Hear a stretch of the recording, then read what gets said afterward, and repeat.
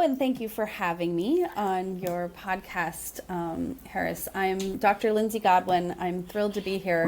I'm a professor of management in the Stiller School of Business at Champlain College, which is located in beautiful Burlington, Vermont in the United States, very close to Canada. We can almost Canada. And there I teach a variety of different business and management classes, but I also am the academic director for the Cooperrider Center for Appreciative Inquiry. And I know we're going to talk a little bit about appreciative inquiry in our conversation today, but basically I work with organizations literally around the world, helping to bring a strength-based perspective and approach to change management. So I've worked with organizations all over, and I'm looking forward to getting into some of those stories and lessons about how important the questions that we ask are, and really the mindset that we take as change leaders in terms of, do we start from what's wrong, what's broken, or do we start with what is here to build on and what do we want the future to look like? So two very different starting points for change conversations. So I've been doing this work for many decades now, and I'm just delighted to be a part of this conversation. I recently just wrote a book, co-authored a book, Ditch the Ditty, Doing What Matters Instead of Doing It All, which is about intentional decision making, which is another topic I know we're going to talk about as well. So excited to dive in with you. Thank you. Same here, Lindsey. And thank you for introducing and letting our listeners know such a rich background that you come with. Lindsey, let's dive into some conversation with you. So tell me, it's such a complex VUCA world that we're living in. Decisions are like on the go we have to make. So let's talk about decision making. What are you noticing in your work these days? Yeah, you're right. Decisions come at us so fast all of the time. And in our personal and our professional life, it is a constant, right? Just like change decision making is a constant in our life. And what I notice, and what we've really, the work that I've been diving into, is this notion of how often we as individuals, as change leaders in organizations, as managers, as parents, times we are often making decisions from what I talk about as being an obligational standpoint, and so rather than an intentional decision-making standpoint. And part of it is, you're right, it's because we have all of these decisions coming at us so fast, sometimes we don't give ourselves time and space to get very intentional with our decision-making. And so we can unpack what that means a little bit. But that's what I notice, and leaders that I work with colleagues that I work with, is that we're often coming from a very reactive, obligational space with our decision making instead of a more intentional space. So how do we move from obligational to intentional decision making? Yeah, that's such a great question. I mean, and that obligational part of it is that movement is coming recognizing, right? So if the first thing in anything is awareness, so many of us have been trained explicitly, implicitly, to put others' needs before our own, to make other people happy, to make sure that, we're sort of keeping the status quo.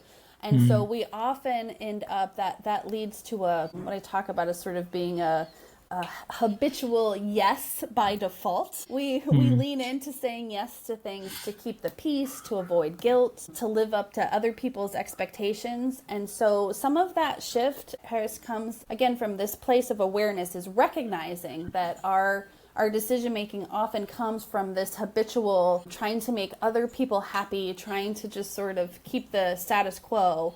And so one of the first shifts you can do is sort of giving yourself permission to pause, even for a minute.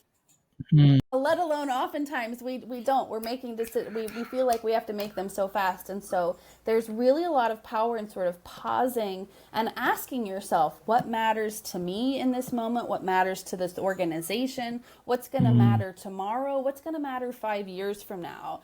So that we can start then responding from alignment of values, strategic needs and priorities, and not just autopilot, like this is a decision that I need to make and get it off my desk to like move on to the next thing. So a big piece of that, again, is this awareness of recognizing that, we do make decisions from autopilot, and that taking even a moment to start with, but is recognizing that actually we can give ourselves more time to make decisions and really get in touch with, again, the strategic priorities, whether that's my own or the organization's, to make better decisions that are intentional and not just reactive obligational. So really, it's pausing maybe to reflect and strategically think about what decision do I need to make. Yeah, exactly. Exactly. And that shift isn't really about sort of doing less or, moving to a yes or a no. It's not even about the answer. It's about getting, exactly like you said, sort of strategic clarity on what matters in this moment to me, to the organization, to my team, and then making a decision on purpose toward the outcomes that we want. Not just, oh my gosh, here's another, thing on my plate. I have to say yes or no to this. And I feel decision is also like a behavior. It's autopilot. The way I make decisions, I just keep making decisions that way. So I never give myself time and space. It's so true. So to your point, like that's why the reflection is so important, to sort of give ourselves that space, because you're right, it is a behavior. And that behavior is often, again, like I said, colored by our behavior and our desire to, in our relationships with other people, right? Keeping our relationships the same, like not upsetting this person or making this person happy or whatever it is. So those behaviors get reinforced over and over. Pause and reflect on, why am I even doing this, toward what end, for whose purpose and for whose benefit am I doing this? So what becomes a barrier in making those intentional decisions? Yeah, and you touched on this when we were sort of doing our introductions too, that it is a lot of the social norms and messages that we have sort of just accepted and have become a part of our self-image, men, women alike. But the idea of like I said, people-pleasing, perfectionism, these are things that we, again, especially high-achieving people, that are often the people that are, leaders, managers, doing things in organizations at various ways. We have these narratives, these social norms of wanting to, again, please others, make things perfect. And so those can really become barriers because, like you said, those become the habits, those become the behaviors. We're doing people pleasing, we're doing perfectionism, we're not doing decision making, right? Because perfectionism, that message in our head is, if I don't do this, it's not going to be done right. So I might as well do it. So that leads me to the behavior of taking on more things than I need to, stepping and not giving, not delegating as I need to, not involving other people, and then becoming overwhelmed or even resentful that I'm doing all of these things, right? People pleasing is that whisper that says, it's just easier for me to say yes to keep you happy rather than maybe, telling you no or doing something different. And again, that leads to us then saying yes and taking on things that we become overloaded, and that can become a real barrier. For those things are real barriers for that. So yeah, for making those intentional decisions, because that's the autopilot. Those are like the fuel for the autopilot, right? Yeah. Perfectionism and people pleasing are like, they're fueling our behaviors to just status quo and keep on our hamster wheel of doing the same thing over and over again. So is there a tool? So I understand that moment of pause and reflection and then becoming more intentional, but is there a tool that you suggest or you have or you suggest people to utilize in intentional decision making? Yeah, I mean, there's several. And one tool is really sort of, again, back into the power of questions. A simple internal check-in, like, is this a choice or is this a reaction that I'm making? Just even asking yourself that is such a powerful intervention that sort of can help you look at patterns, right? Like you said, noticing, am I starting to sort of become aware of how do I feel after I make a decision? Do I feel resentful? Do I feel angry? Do I feel overwhelmed? Those are clues too. So that pause of just, again, the pause is a tool. And the pause and then asking, is this a choice or a reaction, is so powerful. One other tool that I really love, that one of my mentors a long time ago sort of shared this with me, is trying on your decision. Right? We try on clothes to see if they fit us, right? We try shoes to see if they fit us. We even, right, we look at different houses, different cars, different things to see if they're the right fit for us. But how often do we try on our decisions? Her advice was, try it on and see how it feels and how it fits. So try on a decision to be like, in my head, I've agreed to this, and really sort of like, what does that feel like? Does my stomach hurt? Am I angry? Am I excited about this? And then, give yourself, time, whether that's 5 minutes or a day, to sort of see how that feels. And then try on the other decision. What if I did this? How would that feel? And really sort of notice too there's a lot of power in our intuition as well, that we often, when we're in a reactive obligational space, we're not tuning into our deep intuition about what we actually want and need to do. So as the asking, is this a choice or reaction, and then trying on your decision to see how it goes. So maybe it's like embodying a decision and Exactly. and living that as a trial. Yeah. So it's like a better decision.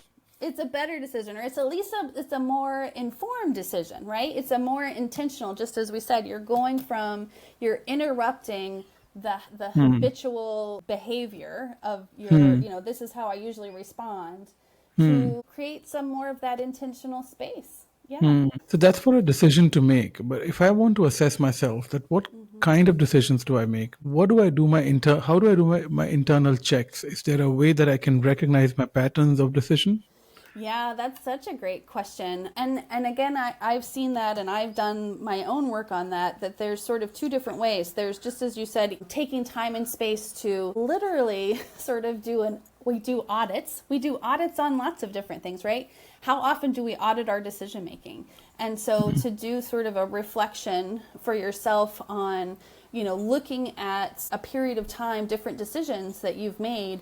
What did you make them? How did you make them? What was the result of that decision, both in terms of outcomes for others, but outcomes for yourself, as well as impact on you? Did it burn you out? Did it move your career forward? Did it do these things, right? So you can sort of audit yourself. Again, that brings into that intentional reflection that you were talking about. But also, if for the bold of us out there that are willing to do it, asking for feedback from colleagues and even friends and family can be really powerful, of sort of, asking. Sometimes we have our own blinders on, obviously, how we show up. And so, being, in safe spaces and relationships of like, I'm trying to become more intentional in my decision making, and asking for feedback on, how do others see you as a decision maker? Do they see you as somebody who gives an easy yes, gives an easy no, gives, time and thought into, they're like, no, I know when you make a decision that you've put a lot of thought into it, or, whatever it is, asking for that feedback, just like we get 360 feedback on other things, our professional space, can ask for feedback on how others see us as a decision maker. Right. So I think really being open to your own decisions from others' feedback. Exactly. Yeah. And you also spoke about people have a lot of shoulds in how they make decision. Yes. So how do one get out of the trap of Oh my shoulds? gosh, yes. And I am a recovering should-aholic. So I totally, yes. First, again, it's that first step is always awareness for me. So noticing the should, and asking yourself, says who? Right? So says who? Again, bringing awareness to that should. Is this a should? Is this pressure, this feeling that I should do this, coming from an old belief that I have? Is it coming from someone else's point of view? Like my boss thinks I should do this. My colleague thinks I should do this. Is it maybe a past version of yourself, like an outdated version of you? My younger self thinks I should have done this, and so sort of, that first, where is this coming from? Says who? And so a powerful then reframe, or again, tool to sort of start interrupting that should, is says who, but then also asking yourself, if I didn't have to do this, would I still want to do this? Right? So that helps to be like, if I took this, if I didn't have to do this, like if, it wasn't like part of my job, part of my whatever, is this something I would still want to do? And so there's something of that sort of recognizing, again, you can start interrupting those shoulds, or again, just becoming aware of them is such a critical thing. Where is it coming from? And then recognizing if this isn't something I want to do, it feels like a real should. And then you can start, is it required of me? Is it all of these things? Actually, you can look at, sometimes there's shoulds we have to do, of course, right? But to bring a lot of shoulds we don't have to do. We think we have to do them. Yeah. And that again leads to a lot of things on our plate that leave us overwhelmed and not having the time and energy to do the things that really are important and the things we really do want to do, because we're giving so much time and energy to the should. Thank you, Lindsey, for talking about decision making. I think it's really easy only when you apply it consciously and intentionally to change the decision, to change the way you make decisions, right? It's a habit, it's a muscle. I love the behavior. It's like a muscle we have to exercise. So Right. Let's talk about strength-based work that you do, appreciative inquiry. Yeah. So you work with leaders using appreciative inquiry, which focuses on the strengths and not on what's broken, right? Tell me, how does it work, appreciative inquiry? Yeah, no, and you're so right that it really, most leaders are trained to spot problems. Like we're trained in our society, we're trained in our leadership programs and management programs and stuff, that the way to bring value into a system is to notice the things that are broken that need to be fixed. And so strength-based leadership and appreciative inquiry really invites people to bring value in a different way by asking what's working here, what can we build on, what assets, where and what do we want success to look like. So this shift of sort of like from a starting point with appreciative inquiry is this intentional search. It's intentionally bringing your focus, your questions on trying to discover what's working, what are the assets that maybe we have underused or even ignored. Getting really clear on what do we want the future to look like. So it's less about diagnosing the problem of how did we get here and recognizing we're here, what do we want the future to look like? So how are we going to do that? And so that shift in those conversations and starting point really shifts everything. Meetings become more generative, people feel seen, and actually there's a lot of research that suggests that when people are in that kind of space of recognizing what's working, what they're excited about, what they're proud about, what they want the future to look like, that cognitively they actually are much more expansive. They're more creative, they come up with better solutions, and they're more collaborative with each other in terms of creating solutions to problems. So it really is, again, it's behavioral, it's a philosophical mind shift in terms of how we approach change. And it's not about ignoring problems. I think that's such an important thing too, that appreciative inquiry, strength-based leadership, it's not about ignoring problems at all. In fact, it is an alternative way to deal with our problems because it is about, but it's with that starting point and the intentional, what is possible. What do we want the future to look like? Okay, now, of course, things need to change. There are things we need to fix and do differently, but we're moving toward what we want versus just trying to fix and move away from what we don't want. So, yeah. It's like from destructive to constructive approach. Exactly. That's so true. Yeah. And actually we talk a lot about generativity in appreciative inquiry, that it's a generative approach. Exactly. That it's that people co-constructing together what they want the future to look like is a very generative space that people actually, like you said, in this VUCA world that we're living with everyday stuff coming at us that was unexpected and feeling overwhelmed, starting and starting to recognize and notice things that we can build on and things that we can use. Again, neurologically, it changes us. It helps us to have resilience, to help us to sort of address those very problems that we find so challenging. And I think it's important as a leader that you approach your leadership style as a appreciative, because people also have that need. They don't want to be always fixing. They also need to be considered what's working for them and what are their strengths. Yeah, so it builds more credibility for leaders too.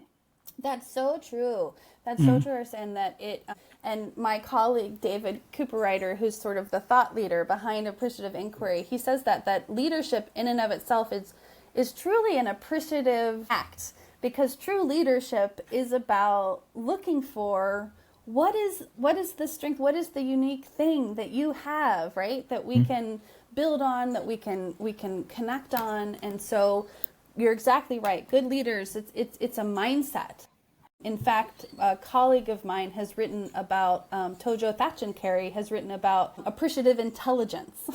We talk about different kinds of intelligence that emotional intelligence and all different kinds of things that we know are important for leaders to have. And his research and work really shows that appreciative intelligence, which he has a wonderful book he's co-authored, it's called Appreciative Intelligence, Seeing the Mighty Oak Inside the Acorn. So that ability to see potential, to see possibility, right? I can see the tree that's going to come from this acorn, whether that's a person, whether that's a team, whether that's an organization, right? So, and we always talk about, organizations aren't built to be problems. They're built to be solutions, right? The whole point that we have organizations is they are trying to be a solution in the world. And somehow we've, start talking about organizations as having problems, and then we've sort of slipped into this mindset that like organizational life is a problem. And actually that doesn't have to be true. We can start sort of, again, seeing that mighty oak inside the acorn.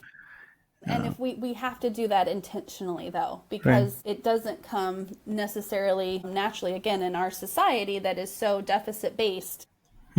That we've been reinforced and rewarded for looking at things that are, how do we fix things and how do we do all that? So we have to bring that in, again, that intentionality to it. So appreciative intelligence looks like a mindset shift that we're looking at.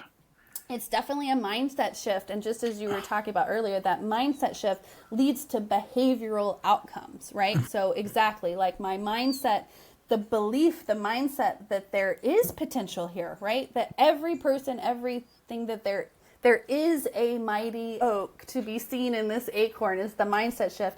And that leads me to then behaviorally look for, reinforce, find the thing, give you feedback on in a different way. On how can, my intention then is to grow you, not to punish you. Right? So, or not to reprimand you. If I'm trying to grow something. And so that leads to all kinds of different behaviors that we, as leaders, in terms of everything from, like I said, from feedback, we give feedback to how we even structure and think about, who are the right people on teams and everything else. So like we spoke about intentional decision making. So there's a process which you said is becoming aware and then asking questions and then acting on it. For appreciative style of leadership or appreciative inquiry, is there a model that one can learn and apply in day-to-day interactions? Yeah, no, great question. And there's lots of stuff behind appreciative inquiry. There's theoretical principles that actually people can apply. But one of the most common application frameworks that people use in appreciative inquiry is what's called the 5D model. And it can be used in lots of different ways. And the D's stand for define. So for defining what we want, really what we want more of. So oftentimes, like, what is the pressing challenge or thing? Like, so for example, in an organization, we might have low morale, right? In our world that we're in today, lots of organizations are having morale issues. So here's this pressing challenge. So then the first D of define, how do we define what do we actually want more of? So appreciative inquiry, those terms, it's an economic term. Appreciative, right, is what do I want to grow in value, right? What do I want to appreciate, like the value of something? And so what do I want to appreciate or grow more of is not low morale. I want engagement. So I want, empowered, excited engagement. So we start by defining what we want more of in this system is, empowered engagement. So that's the first D of defining, taking the challenge and clarifying this is what we don't want, which is often what stuff comes to our desk on, and defining what we actually want. And then the second D is discover. So this idea of how can we discover, what does engagement look like? When have people been engaged? So we actually have to talk to people. What does that look like? It's just asking them, tell me why you have low morale, but tell me what does it look like when you have been engaged so we can do more of that.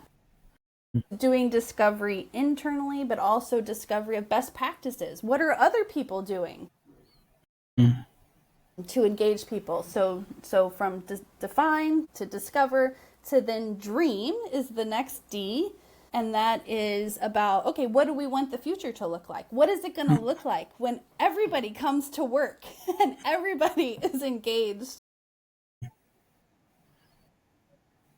and enthusiastic to be here? And so let's, again, that co-creation, that generative, let's have the conversation. This isn't about one leader in a room saying, here's what it looks like. This is about engaging and asking people, what is it going to look like in the future when we have a culture of engagement? And then so with that vision for the future, then we go to the next D, which is design. So how do we take that vision and start to create rapid prototypes, to do, what are the smallest steps we can start creating to bring that dream to life? And then the final D is deliver, which is going sustaining of momentum.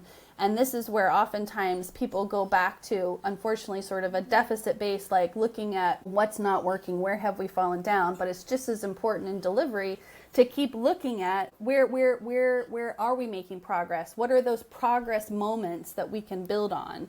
So it really becomes a cycle that you're continually then discovering and envisioning, dreaming the future, designing, delivering, but you're continually then discovering, well, what's working now that's moving us forward? So that 4D cycle is the classic sort of application model of appreciative inquiry that people have used from, that can be a model that's used in giving feedback. So people have imagined employee like evaluations and feedback in organizations using that. Coaching conversations, you can have, that those Ds can be done in one conversation, or they can be done over time in an organization. And so all the way up to a lot of the work I've done with big organizations like the United Nations, the Red Cross, Ben & Jerry's, is sort of taking those Ds and using it strategically in an organization on a topic as a strategic planning opportunity for the system to come together and really sort of move forward on a particular project or initiative.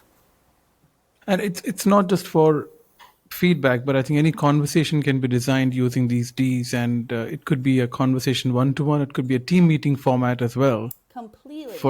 Anything we come together. And a great resource, colleagues of ours have written a book called Conversations Worth Having, Applying Appreciative Inquiry in Daily Conversations. Jackie Stavros and Sherry Torres have a great book that does a lot of that, exactly what you're saying, of like, how do I bring this approach into daily conversations, whether that's in teams and stuff, and so that I'm having not these, deficit-based conversations, but sort of these generative, as you said, constructive conversations, whether that's one-on-one or with a team or, again, even around the dinner table with my family. And do you face the difference between, this appreciative inquiry format, the kind of leadership style, does it vary between genders also? A woman has got a different style and a man. It's such an interesting conversation, and that would be an interesting research question. Yeah. I've noticed that men and women alike are very capable of having appreciative intelligence and sort of bringing this leadership. I do think it's interesting some of the things we were just talking about with decision making, and that women have, and there is a lot of research that women are, again, socialized to include others.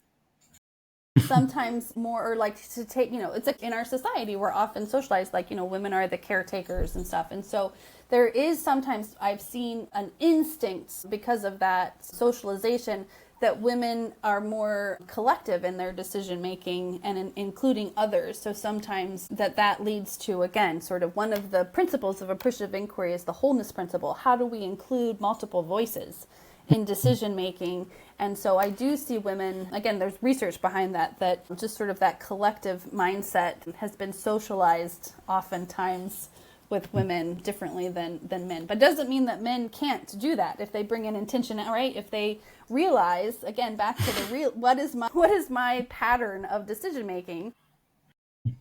I tend to just, make decisions on my own and not engage other people. Well, I can change that. Again, going back to intentionality, what decision do you make, and how do you want to approach? Yeah. So we've got, audience of coaches and mentors at our academy. So if you want to advise coaches for appreciative inquiry while they're coaching, what are some of the tips that you want to give our coaches when they coach people? Yeah, no, and appreciative inquiry and strength-based stuff is there's a whole thread in coaching. Actually, there's even a great book called Appreciative Coaching that brings appreciative inquiry into that, and how you can use the 4Ds and the principles of appreciative inquiry into coaching. But to me, it goes back to, again, for coaches, it is all about our conversations, right? And the stance and the space that we hold with others. And so, again, I would say the leaning in, the benefit of this appreciative approach in your coaching with others, whether that's with individuals or teams, is that, we're not starting with the assumption of what's wrong with you, right? It's starting and holding that assumption with what's right with you. And how do we bring more of that into your leadership, into your daily habits?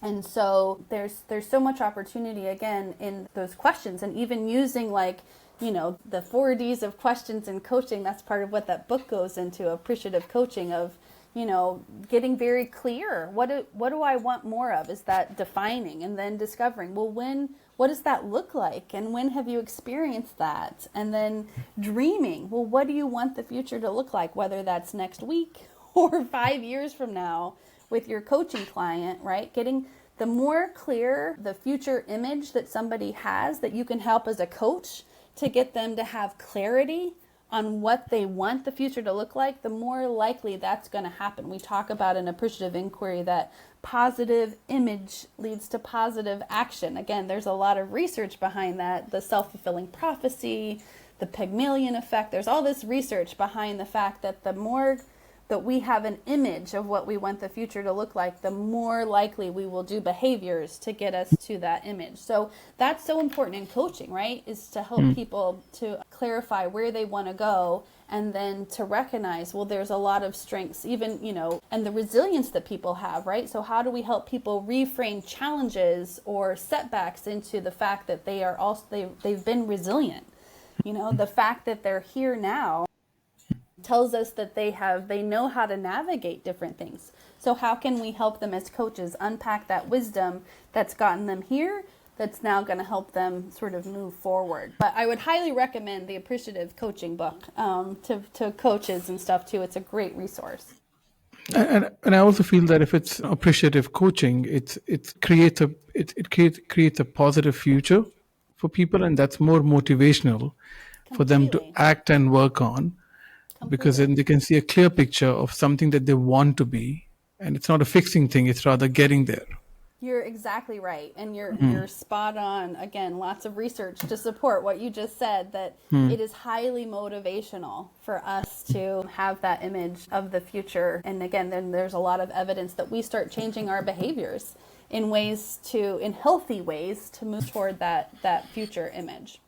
Great. So, Lindsey, if people want to contact you and learn more about appreciative inquiry or the work that you do, what's the best way that people can connect with you? Yeah, well, I would love to hear if people want to learn more. We're only starting to the tip of the iceberg here. There's been 30 years of work with Appreciative Inquiry around the world. And so the best way is to connect with us at the Cooper Center for Appreciative Inquiry. And I'm happy we'll give you the link so you can put it here with folks at Champlain College. We are the global hub for appreciative inquiry around the world. So we have research on case studies. We have a podcast with different stories of how people have used appreciative inquiry in different ways around the world. We co-published the Appreciative Inquiry Practitioner Journal that has stories and examples of how people have used appreciative inquiry. So I would say find us at the Cooper Center for Appreciative Inquiry. And we have workshops, we have virtual sessions, free webinars that people are invited to come to. And we even have a certification program and other things for people that really want to do a deeper dive into appreciative inquiry. Great. So, of course, we're going to put all those links in the description of this show notes, and I'm sure people can contact you through that. Any final advice for somebody who's just starting to apply this? What's the best, easiest way to start going with this? Yeah. I think the best, easiest way is always to start with ourselves. It's our hardest work also, right? Whether we're a coach or a leader or something, we're always sort of helping and working with other people and trying to help them. And I think it's so important, especially with this work with appreciative inquiry, to recognize, as you said, it's not just a tool that I sort of pull out and I'm like, oh, now we're going to do the 4Ds.